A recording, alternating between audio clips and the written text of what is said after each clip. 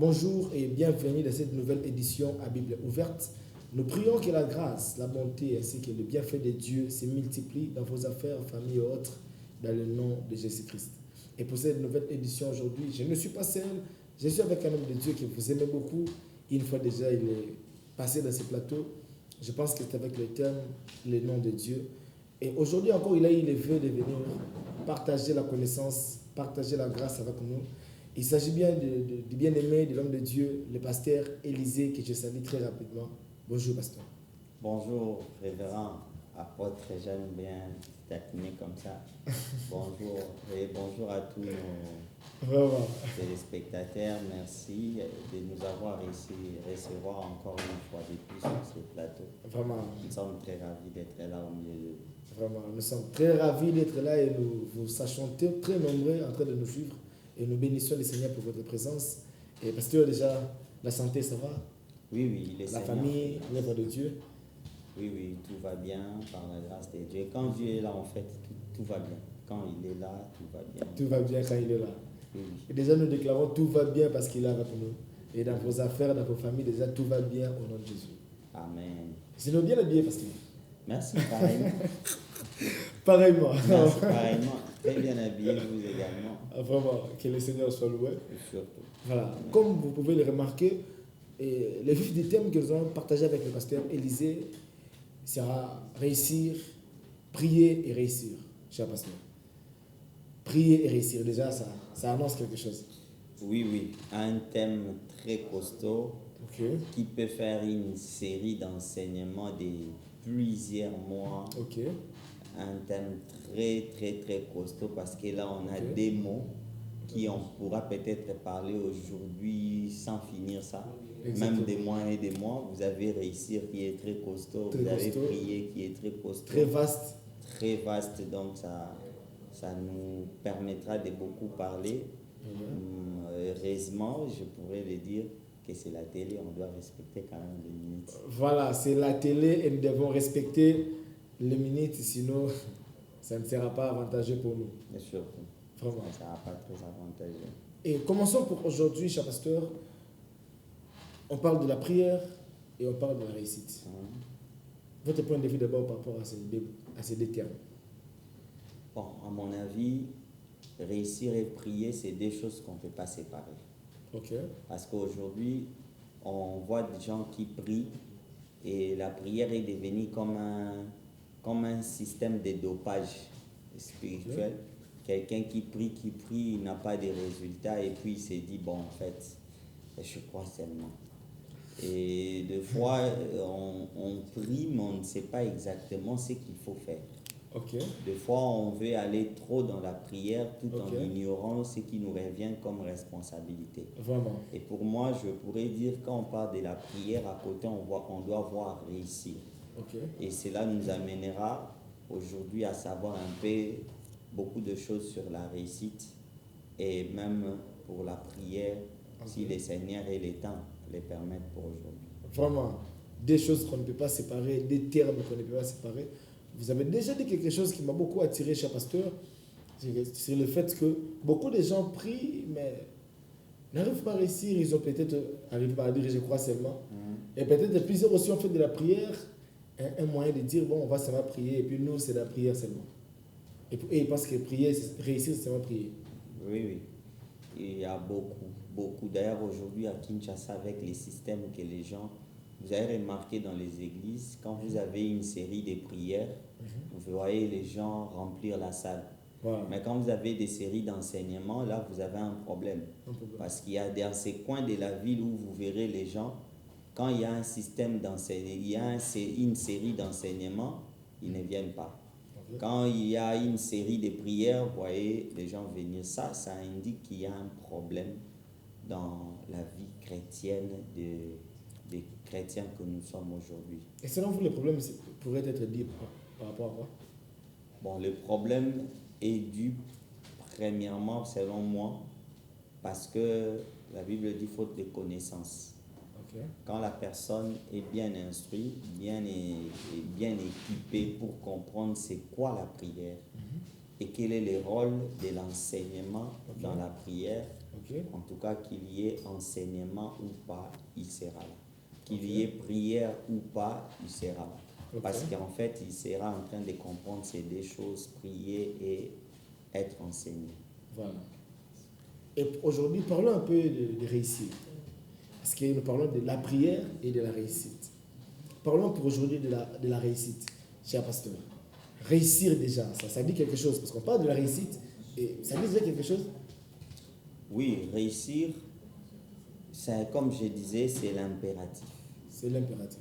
Il faut réussir. Déjà, pour aller de l'avant, je dirais qu'aujourd'hui, nous pensons réussir, c'est avoir un succès spectaculaire. Ok. Là, je vous rejoins. Comme vous avez dit la fois passée, réussir, c'est le fait d'atteindre son objectif. Ok.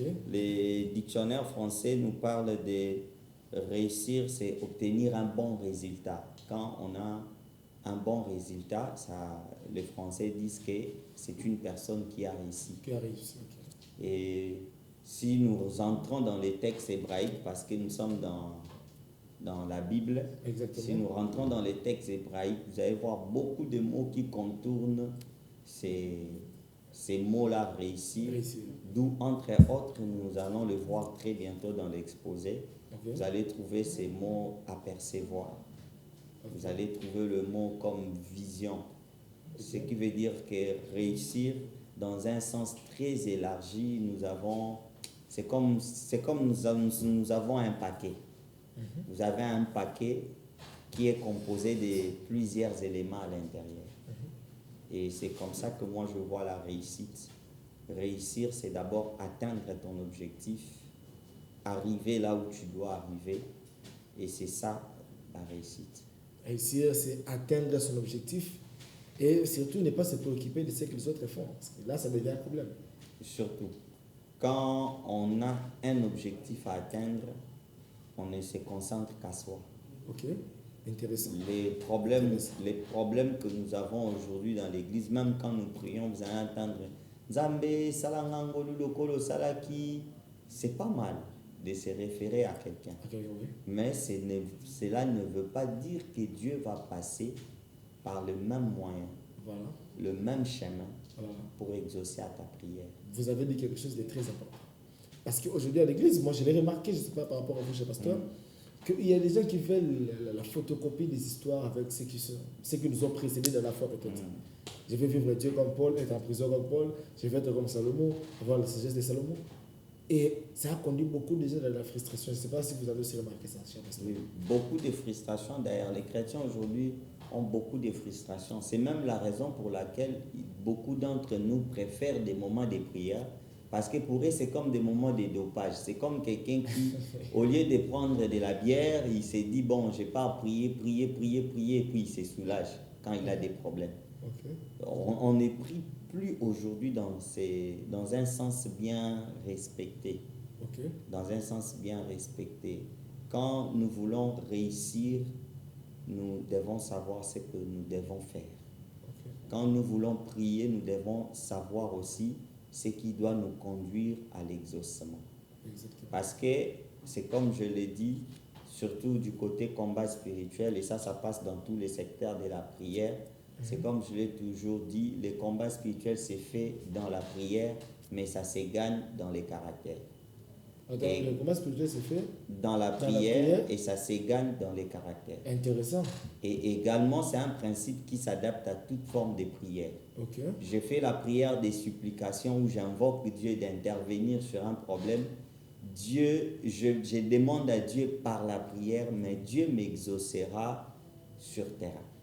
Okay. C'est-à-dire, il va utiliser quelqu'un, il peut utiliser les talents, surtout dans la plupart des cas, il utilise les talents, les choses qu'il a mis en moi pour m'amener à l'exaucement. Okay. Sinon, si je dois prier et prier encore, continuer à prier sans savoir ce que je dois faire, sans savoir où est-ce que je pars, sans savoir qu'est-ce qui me revient comme responsabilité, en tout cas, ça, c'est faire du bruit aux oreilles des dieux. Parce que même quand il va te répondre, tu ne sauras pas que la voie par laquelle la réponse du Seigneur me parvient, c'était le chemin. Ok. Toi, tu continueras à crier Seigneur, exauce, Alors que lui, il avait déjà... Il a déjà exaucé. C'est à exaucé. toi de faire un mouvement vers ça. Donc tu te bats avec une réponse que Dieu avait déjà... Depuis. Et quand toi tu pries beaucoup, là, Dieu te regarde et dit, ah, Et regarde les petits qui ne comprennent rien. j'avais déjà. Depuis longtemps. En tout cas, revenons à votre réussir, puisque beaucoup de gens nous suivent, ils se posent la question d'abord, réussir c'est quoi? Et je pense qu'avec vous, vous avez épinglé cela. Et après, il y a un frère, il y a une sœur qui se dit, bon, je veux réussir, mais je ne sais pas par quel mécanisme y arriver. Cher pasteur, il y a aussi des moyens, des conditions bien établies pour aider les gens à réussir. Ou la réussite est seulement par hasard. Déjà, en entrant, nous avions dit que la réussite, ce n'est pas un hasard. Ok. Le mal, c'est quand on commence à croire que je vais réussir. J'aime dire ceci, rêver, c'est donner à tout le monde. Même un fou rêve. Ok. Mais la réalisation de ses rêves n'est pas donnée à tout le monde. Et la différence, c'est quoi? La différence, c'est que si je veux réussir, j'ai un tas de choses à respecter. Ok. La réussite, ce n'est pas un hasard, mais la réussite, c'est un processus. Ok. Je suis en train d'avancer dans un processus. Je prends un exemple. Vous êtes malade. Voilà. Vous souffrez peut-être de la malaria, comme c'est la maladie quinoise. Combien aussi Voilà, c'est la maladie quinoise. Vous arrivez à l'hôpital, le médecin ne vous soigne pas avec une baguette magique. Ok. C'est-à-dire vous devez entrer dans un processus de guérison. Voilà. La guérison ne vient pas, pouf, ça tombe. Voilà. Mais la guérison vient par un processus. C'est-à-dire il faut passer par acheter la fiche, se consulter, prélever les examens. Ok. Le résultat des examens sort, c'est l'ordonnance qui suit. Et puis il y a maintenant les traitements selon l'ordonnance ou selon la prescription médicale. Voilà. Si vous dites que ces médicaments, vous devez les prendre 3 fois par jour, c'est 3 fois par jour pour aboutir à la réussite. Sans discussion. C'est exactement ce qui se passe avec la réussite. C'est pourquoi je dis que la réussite, ce n'est pas un hasard, ça ne tombe pas, mais c'est un processus. Okay. Il y a un tas de choses qu'il faut respecter pour aboutir à la réussite. Vraiment. Et je parlerai à tous ceux qui sont en train de nous suivre. Chers bien-aimés dans le Seigneur, retenez que la réussite n'est pas un hasard, mais plutôt la réussite est un processus. Ça ne tombe pas de comme ça, mais c'est un résultat qui sort de nous. Et pasteur, y a-t-il des conditions encore, des marches à suivre, Bien des sûr. procédures à suivre jusqu'à atteindre le succès? Bien sûr, comme un processus, il y a toujours des conditions. Exactement. Et parmi tant d'autres conditions, si le Seigneur les permet, nous allons voir 4. Et j'aimerais déjà saluer ce que vous aviez dit la fois passée. Moi-même, je m'étais assis, je vous suivais et puis je me disais, est-ce que moi aussi j'ai un objectif? Vraiment. C'est très capital. D'ailleurs, s'il faut commencer par là, nous dirons que la réussite commence par l'objectif. Exactement. Mais pour aujourd'hui, j'aimerais ajouter quelques éléments derrière l'objectif et le travail que vous aviez mentionné la fois passée. Okay. Et si je dois ajouter d'autres conditions, je parlerai premièrement de la vision. La vision. La vision. Oui. La réussite donne comme condition, c'est la vision.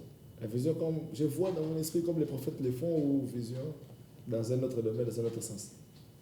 Bon, quand je parle de la vision, je ne vois pas une vision prophétique. Ok, voilà. Ça, c'est un éclairage qu'on avait besoin. Je ne vois pas une vision prophétique comme je vois dans mon esprit tout consort. Mais aussi, une vision prophétique peut devenir une vision personnelle. Par exemple, avec le cas de Joseph. Lui, personnellement, ne voyait rien de son destin. Mais c'est par une vision prophétique qu'il a su de choses qui devaient lui arriver par la suite. Donc, si le Seigneur fait grâce, il y a de ceux-là qui ont une vision par rapport à ce que Dieu l'a dit, par rapport à ce que Dieu lui a dit. Mais quand je parle de la vision, même dans ce que Dieu t'a dit, il y a ce que toi tu vois. Il y a une différence entre la vision que Dieu donne et la vision que la personne elle-même se donne.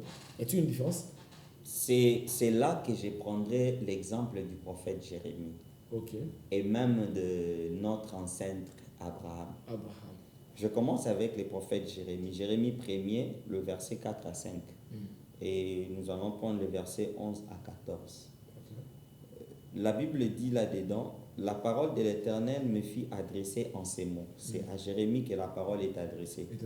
Avant que je t'eusse formé dans le ventre de ta mère, je te connaissais. Et avant que tu fusses sorti de son sein, je t'avais consacré, je t'avais établi prophète des nations. La parole de l'Éternel, le verset 11. La parole de l'Éternel me fit adresser en ces mots. Que vois-tu, Jérémie? J'ai répondu, je vois une branche d'amandier. Et l'Éternel me dit, tu as bien vu, car je veille sur ma parole pour l'exécuter. Ok. La parole de l'Éternel me fit adresser une seconde fois en ces mots. C'est le verset 13. Que vois-tu? J'ai répondu, je vois une chaudière bouillante du côté du septentrion. Et l'Éternel me dit, c'est du septentrion que la calamité se répandra sur tous les habitants du pays. Ok. Alors, qu'est-ce qu'on a ici? La première des choses, c'est la vision que Dieu lui a donnée par rapport à sa destinée. Ok. Mais quand Dieu pose à Jérémie la question, qu'est-ce que tu vois?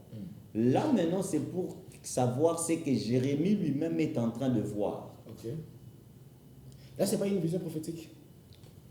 Bien sûr, c'est une vision prophétique. Parce que Dieu lui a demandé qu'est-ce qu'il voit, afin de lui transmettre un message. Mais je me suis demandé, pourquoi le Dieu qui a dit qu'il a choisi Jérémie, qu'il a établi prophète, ne pouvait pas donner des paroles à Jérémie sans lui demander ce qu'il voit? Y a-t-il un lien entre les deux choses? Oui, parce que une personne qui ne voit rien ne peut avoir rien dans la vie. Une personne qui ne voit rien, Une personne qui ne voit rien ne peut aussi avoir rien avoir dans dans la vie. Wow. Il Ça, faut c'est intéressant. toujours voir quelque chose. Pour avoir quelque chose. Oui. Waouh. Pourquoi Dieu a ça, c'est très insisté, fort. pourquoi Dieu a Ça, insisté c'est à ce très fort. que Jérémie voit? Parce que Jérémie ne peut même pas comprendre les messages prophétiques s'il n'arrive pas à voir quelque voir. chose lui-même. Ok. C'est pourquoi Dieu a insisté à ce que est-ce que tu vois quelque chose? C'est exactement ce qui nous revient dans la vie. Le problème, ce n'est pas d'abord ce que j'ai commencé à faire. Le problème, c'est ce que je suis en train de voir. Et même dans les ministères comme nous sommes, si tu es en train de voir un ministère médiocre, malgré l'appel de Dieu, tu restes médiocre. Ok. Tout ce que tu vois t'affecte. Parce qu'on ne possède que ce qu'on est en train de voir. Et ce qu'on n'est pas en train de voir, Ce qu'on n'est pas en train de voir, impossible d'en tu posséder. ne possèdes pas. Tu ne possèdes pas. Quand tu as une image de qui tu es, Vraiment. c'est alors tu peux devenir ce que tu es devant les gens. Wow. En réalité, ce que je suis à l'intérieur de moi, les gens ne le voient pas. Ok. Conséquence, tout le monde peut me définir selon lui. Oui, ça c'est sûr. Tout le monde peut me définir selon lui, parce que c'est la vision qu'il a de moi. Voilà. Mais la vision de cette personne change le moment où ma vision se révèle en lui. Ok. C'est alors qu'il comprend, ah bon, la personne que je croyais, il n'était pas. Voilà. Être telle, mais elle n'est pas pour devenir telle. Donc la vision est très importante dans ce que Dieu t'a dit. Dieu t'a appelé au ministère. Dieu t'a dit que tu seras grand. Comment tu es en train de voir ça? Dieu t'a dit que Yonde les conduit à famille. Comment tu es en train de voir ça? Ok. Le message prophétique restera stérile tant que toi-même tu ne sais pas voir. Donc, si je comprends bien, c'est que la vision, c'est ce que toi tu es en train de voir par rapport à l'appel que Dieu t'a attribué. Oui. En quelque sorte, c'est ça. Dieu t'a appelé, Dieu t'a dit des choses, mais qu'est-ce que tu es en train de voir? Tu es en train de voir quoi? Parce que dans chaque message prophétique, il y a la part de l'homme, il y a la part de Il y a Dieu. la part de Dieu. Mais dans ta part, tu dois voir quelque chose. Ok. Parce que les efforts qui seront fournis, ce n'est pas Dieu qui le fournira, c'est à toi. Et c'est qu'on doit savoir, dès le moment où Dieu te dit ce que tu dois faire, et lui, il a déjà fini sa part. Ok. La part des responsabilités nous revient. C'est pourquoi c'est très important de savoir, d'avoir la précision de ce que tu vois, la vision de ce que tu vois. Ok. Qu'est-ce que tu es en train de voir? À un moment donné dans la vie d'Abraham, Dieu lui avait dit que je te donnerai Isaac. À un moment donné, dans Genèse 15, 1 à 5, Abraham a eu une confusion. Il a dit à Dieu, voilà, je pars à la vieillesse, c'est Eliezer de Damas qui sera mon héritier. Et Dieu vient dire à Abraham, c'est faux. C'est Isaac, celui qui naîtra de toi, qui sera ton héritier. Mais je croyais que Dieu allait s'arrêter là. Mais Dieu dit à Abraham, sors, viens dehors. Et il dit à Abraham, regarde. Regarde dans les cieux. Pourquoi Dieu insiste sur notre vision? Notre vision impacte nos actions. Notre vision Impacte nos actions. c'est-à-dire ce que nous sommes en train de voir impacte Nos actions. ce que nous sommes en train de faire. Okay. D'ailleurs, c'est clair, hein? Imaginez qu'on me demandait de sortir d'ici avec les yeux fermés. Ça sera compliqué. C'est très compliqué. Vraiment, de notre vision Impacte nos actions. J'aimerais que tous ceux qui sont en train de nous suivre notent ce que le pasteur est en train de dire. Il a commencé par dire qu'on commence par voir avant d'avoir, et aussi notre vision impacte notre action. Que Dieu vous bénisse, pasteur. Vous avez la parole. Et moi, j'aime beaucoup retourner dans les textes originaux. Les textes hébraïques, ces mots vision, ça s'est traduit par raha. Raha, vous avez le mot apercevoir ou encore avoir une vision.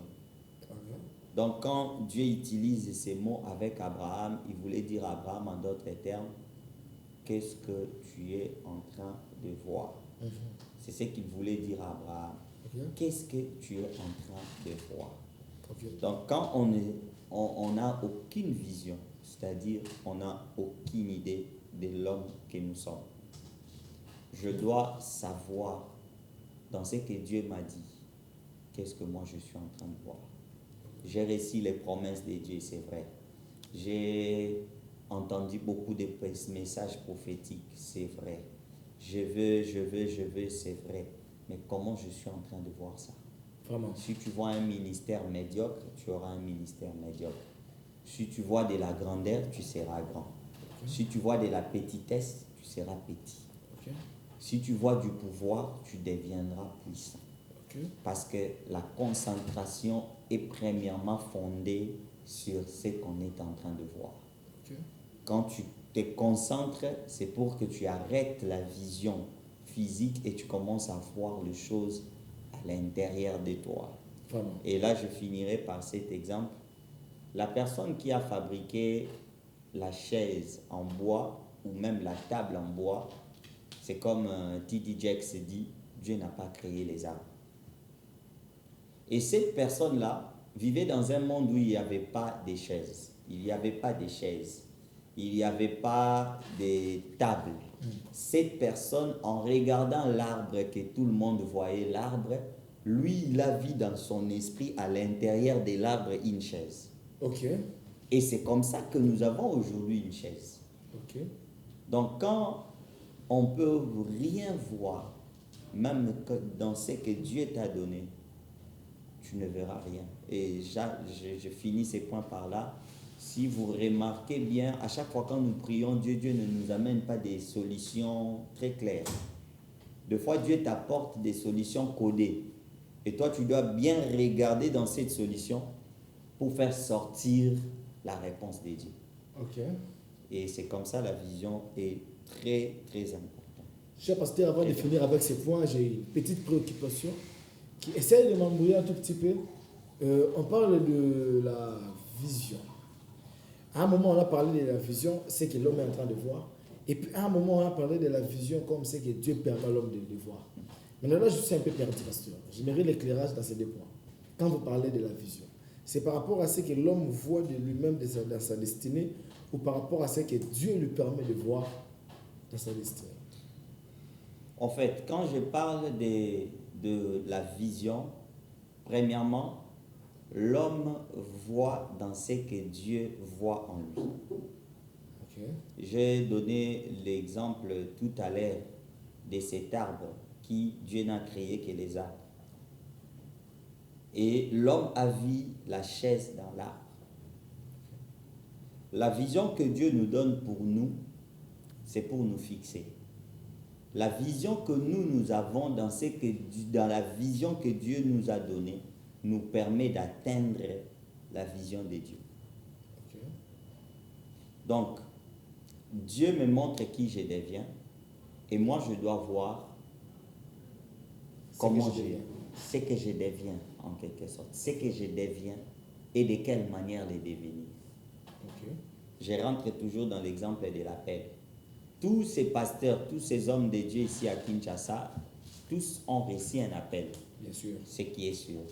Tous ont reçu un appel. Certes aussi, tous n'ont pas le même impact. On se dira peut-être que c'est le temps de Dieu, beaucoup de choses, je ne refuse pas. Mais je pourrais dire aussi, il y a un problème de vision. Ok. De comment est-ce que la personne était en train de voir son ministère. Il se disait, j'ai l'appel, et il attendait à ce que il s'attendait à ce que les choses quittent l'air ou quittent la brisque. Mais lui ne voyait pas la grandeur dans l'appel que Dieu lui avait donné. Ok. Donc quand il y a une personne que je lui ai dit, qu'est-ce que Dieu t'a dit? Dieu m'a dit qu'il rendra mon nom grand. Maintenant, qu'est-ce que lui, il est en train de voir il rendra mon nom grand? Comment Dieu va rendre mon nom grand? Qu'est-ce que tu es en train de voir? Ok. C'est ça le plus important. Donc la vision de Dieu, c'est comme la base. Ok. Et la vision de l'homme, c'est comme un moyen qui lui permet d'atteindre la vision que Dieu a de lui. Vraiment. Très belle explication, cher pasteur. Et je pense même que tous ceux qui sont en train de nous suivre sont bénis par cette intervention. D'ailleurs, même moi, j'avoue que j'étais perdu là. Je me demandais, la vision là, je devrais encore dormir comme Joseph ou attendre que Dieu me parle comme Jérémie. Et là, je suis très, très, très bien éclairé. Que Dieu vous bénisse, pasteur. Amen. À part la vision, je pense que c'est tout pour essayer ou il y a encore. Pour réussir, il y a la deuxième chose que j'appelle la loyauté. La loyauté, souvent j'aime l'expliquer dans les secteurs politiques. Moi, je suis apolitique. Et je suis apolitique. D'ailleurs, si j'ai dit mon avis face à la politique, peut-être certaines personnes diront, il existe où Vraiment. Je suis apolitique. J'aime pas trop là. Mais comme la Bible dit, même la nature ne vous enseigne pas. Je prends le temps d'observer ces gens-là. Dans le monde politique, quand il n'y a pas la loyauté, il n'y a pas de promotion. Ok. Vous allez remarquer une chose, c'est comme ça que je préfère expliquer la loyauté. Je préfère passer par un exemple pour que les gens le comprennent. On y va, pasteur. Nous prenons les images de 2014, 15, 16, pendant que l'opposition était en train de menacer les pouvoirs en place de quitter. Nous avions vu des leaders politiques qui disent en telle date, nous tous nous sommes dehors. Mais quand on arrive à cette date-là, lui, le leader, il est dans sa chambre, en train de suivre les événements à la télé. Mais ses acolytes sont sous les gaz et des pierres. Et eux-mêmes des coups de balle. Même des coups de balle. Lui, il est dans sa chambre. Et pour qu'est-ce qui amène ces gens-là jusqu'à ces niveaux? C'est ce qu'on appelle la loyauté. Okay.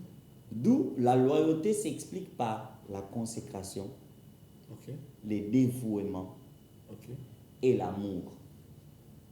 La loyauté s'explique par la consécration, le dévouement et l'amour. Très bien, pasteur. Très bien dit. Je pourrais même ajouter aussi la fidélité. Un homme loyal, on doit trouver ces 4 choses à l'intérieur de lui. Pourquoi je m'aurais parlé de la loyauté dans la réussite? Parce que quand Dieu veut nous bénir ou quand on veut réussir, on passe toujours par quelqu'un. Voilà. On peut avoir des talents, on peut avoir des dons, on peut avoir des grâces, on peut tout savoir, on peut avoir toute la connaissance du monde. Cela ne sera jamais exposé sans quelqu'un. Je prends un exemple dans le foot. Il y a un joueur que j'aime beaucoup, Lionel Messi, parce que c'est lui qui m'enlève un peu les soucis de Ronaldinho. Donc quand lui il part là, dans moi là aussi avec le football, je ne trouve pas des joueurs intéressants. Alors ces jeunes-là, quand vous suivez son documentaire, c'est depuis le plus jeune âge qu'il a été meilleur. Ok. Il n'a pas commencé à dribbler 5-4 joueurs quand il avait 16 ans. Il a commencé à les faire depuis l'âge de 5 ans. Ok. Il pouvait prendre l'essor de tout un match sur lui-même. Mais vous allez remarquer dans son parcours, il n'a jamais réussi sans la présence d'autres personnes à ses côtés. C'est ce que vous allez remarquer. Il n'a jamais réussi sans la présence d'autres personnes, à ses côtés. Ok. La réussite de Lionel Messi a été d'abord autour de ses coachs, autour de ses coéquipiers. Ok. Et si lui n'était pas loyal, il ne pouvait pas arriver là. Donc la loyauté nous permet de réussir. Ok. Peu importe l'immense talent que j'ai, quand je suis un homme déloyal, les gens se diront petit Lazare a talent, petit en tout cas il est bien, il m'a camboisé ça là, mais petit wana pour petit. Comme le Et- cannabis, il faut tête. Oui, et c'est comme ça qu'on va te fermer des portes. Vraiment. Yozo Sambela, Nzamba Fongolabikuke, et puis de l'autre côté, les portes sont en train d'être fermées à cause de ses caractères déloyaux. Et là, j'ai fini par une pensée du fait Jacques-André Vernon qui disait entre un homme loyal et un homme compétent, je choisis un homme loyal. Ok. Parce que la compétence se crée, mais la loyauté ne se crée pas. Ok. Parce que c'est lié au caractère. Et quand nous prions pour la réussite, nous voulons aller vers la réussite, nous ne devons jamais ignorer ça, que Dieu passera par les hommes. Et ces hommes que Dieu passera auront besoin de notre loyauté. Vraiment. Et nous profitons pour parler à tous ceux qui sont en train de nous suivre. Soyez loyaux dans tout ce que vous êtes en train de faire. Parce que là, c'est un problème aujourd'hui avec les chrétiens, la loyauté. Oui. Et d'ailleurs, même, ça crée beaucoup de rancines et aussi de jalousie à l'église. Bon. Moi, d'ailleurs, j'aime donner l'exemple de David dans 2 Samuel 23, 13 à 17. Je ne lirai pas. Et la Bible dit dans ces passages-là que David était dans un coin où il avait soif. Il s'est caché dans la caverne d'Abdullam. Et là où il était, il a dit, il n'a pas envoyé quelqu'un. Il a soupiré et puis il a dit, qui me fera boire l'eau de la citerne qui est à la porte de Bethléem, de la source qui est à la porte de Bethléem. Il n'a pas envoyé quelqu'un. Du coup, la Bible dit, 3 de ces hommes se sont levés, prenant la cruche et allant puiser de l'eau. Qu'est-ce qui s'est passé? Quand ils partaient, les camps des Philistins campaient entre la porte de Bethléem et la caverne d'Abdullam, où ils étaient, les lieux où ils étaient. Voilà. Et il y avait une armée de Philistins qui était là. Donc pour arriver à Bethléem, il fallait affronter les Philistins. Donc mettre la vie en risque. Surtout que c'était David. Voilà. Vraiment, il fallait affronter les Philistins. L'ennemi géré les Philistins. Mais ces hommes-là, ils n'ont pas regardé leur vie. Ils ont traversé les camps des Philistins, allant puiser de l'eau et les ramener à David. Même David lui-même a eu peur de boire cette eau. Il a dit, Makila, ça c'est le sang des gens, je ne peux pas prendre ça. C'est ça la loyauté. C'est ça la loyauté. Quand on veut réussir, si on n'a pas d'hommes loyaux, on échoue. Que ce soit dans les ministères, dans les politiques, partout. Partout. Et quand on n'est pas loyal, on ne peut pas profiter de la grâce des autres. Vraiment. C'est un peu ça pour... Et on nous fait signe que le temps nous fait défaut. Surtout. Et vous avez dit au départ que vous allez épingler 4 points pour réussir. Là, on a déjà découvert 2. La vision, la loyauté. Et je prends le 3e, c'est le professionnalisme. Le professionnalisme. Le professionnalisme. Quand nous regardons dans la Bible, nous allons remarquer une chose. Principalement dans Proverbe 22, le verset 29, la Bible dit que si tu vois un homme habile dans son ouvrage, il se tient auprès du roi. Okay. Il ne se tient pas auprès des gens obscurs. C'est-à-dire quand vous avez un homme qui est professionnel dans ce qu'il fait, sa place est auprès des grands. Auprès des grands, ok. C'est pourquoi moi j'ai toujours interdit les gens, même à l'église, j'ai toujours dit aux gens, ne faites pas quelque chose parce que vous voulez seulement faire. Okay. Si vous ne savez pas investir votre volonté dedans, ne le faites pas. Ne le faites pas. Parce que vous n'êtes pas en train de détruire la personne qui vous a demandé les services. Vous êtes aussi en train de vous détruire. Et de se fermer des portes. Vous vous fermez vous-même des portes parce que les gens vont juger la qualité du service. Exactement. Ils ne sauront même pas que les propriétaires, après ça, non, non. Les gens vont juger la qualité du service que tu as rendu. Vraiment. Le professionnalisme est très important dans ce que nous faisons. Si vous voulez réussir dans la vie, faites les choses avec votre cœur. Okay. Faites les choses avec votre cœur. Comme si on t'a dit, si tu finis de faire ça, tu meurs. Et maintenant, tu le fais dans un sens que tu laisses un nom. Après que tu pars, tu laisses un nom. Laissez les empreintes. Tu laisses des empreintes. Ça, c'est la chose qui manque beaucoup, surtout dans les chrétiens d'aujourd'hui. Nous devons faire les choses avec professionnalisme. Pas pour faire, mais parce qu'on veut le faire bien. Et les chrétiens sont fainéants, pasteur. On doit les faire bien. Si tu n'es pas prêt à faire bien les choses, en tout cas, il ne faut pas faire. Vraiment. Sinon, tu te détruis toi-même. Tu ne détruis pas l'autre. Parce que nous, à Kinshasa, on a l'habitude de bon, on a un problème. Non, ça, on dit ça laisse à l'autre. Bon, on a raté. Bon, on a raté. Bon, on a raté. Mais, bon, on a raté aux osa nini, au miboma. Aux miboma. Exactement. Alors, si tu sais que ça borne en côté, c'est que tu as ma côté.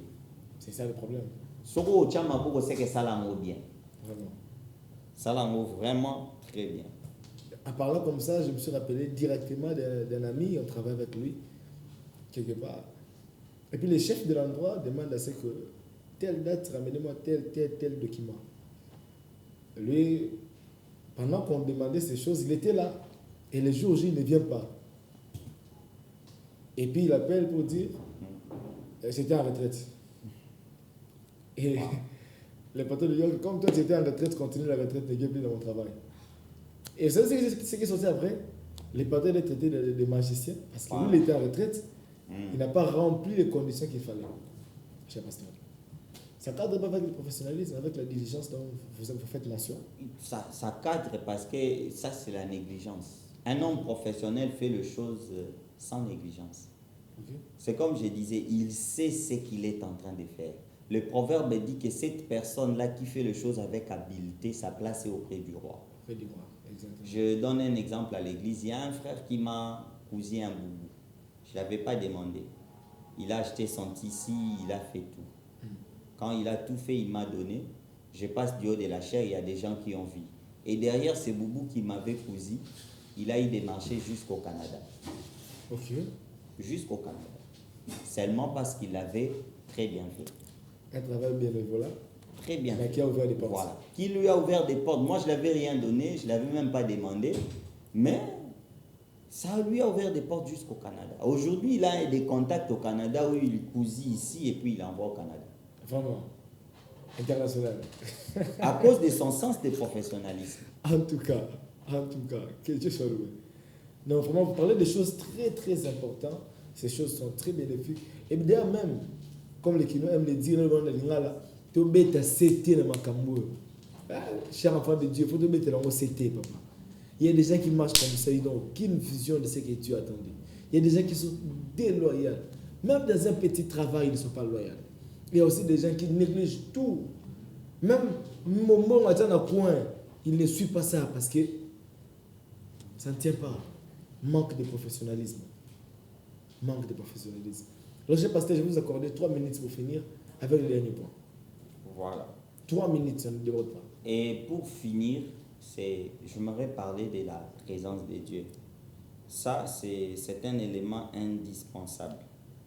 On peut tout avoir. Quand il n'y a pas la présence de Dieu dans ce que nous faisons, c'est inutile. Okay. C'est inutile parce que c'est Dieu qui fait réussir ce que nous faisons. Exactement. Le temps me manquerait, j'aurais voulu aussi mentionner sur le courage. Parce que ça fait partie des éléments qui nous amènent à la réussite. Okay. Dieu a dit à Josué, fortifie-toi et prends courage. Fortifie. C'est Dieu qui donne à Josué la mission, mais lui-même il dit à Josué, fortifie-toi et prends courage. Parce que Quand Dieu te montre quelque chose, le chemin n'est pas facile. Dieu n'est pas un paresseux et il n'élève pas des paresseux. Ça, c'est clair. Il suffit seulement de voir comment Dieu lui-même bosse dire pour comprendre qu'il ne favorise jamais la paresse. En tout cas. Dieu ne favorise jamais la paresse. En tout cas. Quand on est paresseux, tu n'es pas de Dieu. Vraiment. Dieu travaille avec ceux qui sont courageux, des gens qui savent se dépasser. Vraiment. C'est pourquoi le courage est très important dans notre processus de réussite. Mais également aussi, la présence de Dieu couronne le tout. Le tout et le tout. La Bible dit que Joseph était en prison. La Bible dit, là, il trouva grâce aux yeux du chef de la prison. Qu'il établit chef de tous les prisonniers. Mais j'aime la conclusion, la Bible dit, l'Éternel était avec Joseph. Donc quand on n'a pas la présence de Dieu, ça échoue. Moi, je voudrais dire à quelqu'un cet après-midi que même quand tu vois rien autour de toi, cherche à te rassurer d'une chose, que Dieu est avec toi. Ça, c'est important. Si seulement tu te rassures que Dieu est avec toi, sache que tout va bien. Wow, ça, c'est continue important. à te battre, continue à donner le maximum, continue à dépenser ton énergie, si seulement tu te rassures que Dieu est avec toi. Wow. Mais le moment où tu te rassures que Dieu n'est pas avec toi, replie, parce que tu feras échec après échec, peu importe la quantité, les capacités, tout ce que tu peux avoir, ça sera échec après échec. Wow. Joseph, en prison, il n'avait rien. D'ailleurs, il est entré en prison avec la réputation d'un violeur. D'un violeur. Mauvaise réputation. Donc, ce n'était pas logique que les chefs de la prison lui fassent confiance. Sinon, ils auraient dû violer toutes les femmes qui étaient en prison. Risque Mais encore. là, la Bible dit que la présence, Dieu était avec lui et Joseph trouva grâce. Wow. Sans la présence de Dieu, on peut tout savoir, on peut tout faire. On est en train de faire du surplace. J'aimerais encourager quelqu'un cet après-midi à chercher plus la présence de Dieu, à chercher plus la face de Dieu, à chercher plus à avoir une très bonne relation avec le Seigneur. Voilà les choses qui vont nous permettre. En tout cas, s'il faut parler de choses qui nous amènent à la réussite, il y en a beaucoup, comme la détermination. Il y a beaucoup, la volonté, beaucoup de choses. Mais si on doit s'arrêter là, c'est l'essentiel que l'on doit retenir pour arriver à la réussite. Wow. Très fort. Il y a quelqu'un qui nous suit en train de dire comment y arriver. Je sens qu'il a perdu la présence de Dieu. Avant qu'on quitte ce plateau, pasteur, je vous accorderai 30 secondes pour prier pour ces gens-là. Parce que vous l'avez dit, on peut tout avoir. Même Jésus a dit à ses apôtres, sans moi, vous ne pouvez rien faire. Il parle aux gens qui autrefois guérir les malades, mais Jésus comprend que la nécessité de la présence de Dieu était importante. Et alors que nous sommes déjà à la fin, j'aimerais accorder la parole 30 secondes seulement, pasteur, de faire la prière à tous nos frères et sœurs qui sentent que la présence de Dieu s'est éloignée d'eux. Ils sont en train de faire des efforts, mais aucun résultat. Et j'aimerais que vous qui êtes en train de nous suivre, que vous mettrez vos mains dans la poitrine et en train de recevoir la prière de l'homme de Dieu. Pasteur. Nous voulons prier avec vous. Si tu reconnais que jusqu'à présent, ta relation avec Dieu a un problème, de là où tu es, tu dois déjà commencer toi-même à dire à Dieu, Seigneur, je me répands, aide-moi encore. Et nous allons prier. Seigneur, nous te prions pour ces bien-aimés, tous ces frères, sœurs, de partout ils sont. Ils ont compris que sans ta présence, rien ne pourra marcher. Ils t'ont abandonné un moment. Voilà l'occasion pour eux de revenir à toi. Comme le Fils prodigue, tu ne les abandonneras jamais. C'est pourquoi nous implorons ta grâce et ta miséricorde. Soutiens ces bien-aimés. Ramène-les dans la bergerie et accorde-les une seconde chance. Au nom de Jésus. Amen. Amen. Et tout le monde dit avec nous Amen. Voilà, c'était à Bible ouverte et j'étais accompagné du pasteur Élisée que je dis merci d'être passé. Merci beaucoup, apôtre. Vraiment. Et merci de croire en nous et merci de nous faire confiance également. Merci. Pareillement. Vraiment, que Dieu soit loué. Et je vous donne rendez-vous très prochainement. Restez branchés dans votre chaîne que vous aimez beaucoup, Elephant TV, et vous serez chaque fois édifiés. Que Dieu vous bénisse et ciao. À Bible ouverte, à Bible ouverte, à Bible ouverte. À Bible ouverte, votre toute nouvelle émission chrétienne proposée par la chaîne Elephant TV, présentée par votre humble serviteur Chris Rema Bala que je suis. À Bible ouverte est une plateforme d'enseignement, d'édification, mais aussi de partage des grâces et des connaissances. Vous êtes apôtre, prophète, évangéliste, pasteur, enseignant de la bonne nouvelle, musicien gospel, chanteur ou rappeur, et vous voulez partager votre grâce et votre connaissance pour édifier l'ensemble de la famille de Dieu. Alors, cette émission est là pour vous. N'hésitez pas d'entrer en contact avec nous et nous aurons le réel plaisir de pouvoir vous recevoir. Mais avant notre tout prochain rendez-vous, rassurez-vous que vous allez vous abonner à notre chaîne et de nous suivre sur toutes les plateformes des réseaux sociaux, YouTube, Facebook, Instagram et autres. Et le Seigneur vous comblera de toutes sortes de bénédictions. Que Dieu vous bénisse et je vous donne rendez-vous très prochainement. Ciao!